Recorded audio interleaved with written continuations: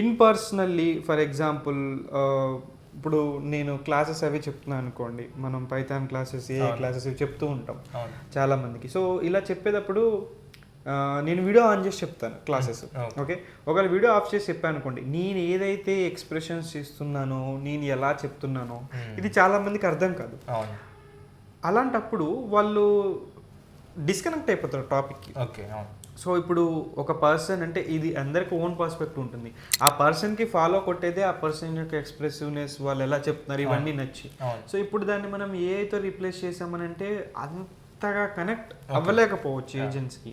So అందుకని in my perspective అది అంత గొప్ప విషయం అనేమి కాదు. కానీ సమ్ కేసెస్ ఇప్పుడు వాళ్ళంత బాగా బిజీ ఉండి చేయలేరు అని అనుకున్నప్పుడు దాన్ని రీప్లేస్మెంట్గా వాడచ్చు, కానీ ఐ మీన్ ఏదో టెంపరీగా వాడచ్చు, కానీ పర్మనెంట్గా దాన్నే కొడితే మాత్రం కష్టం ఉంటుంది.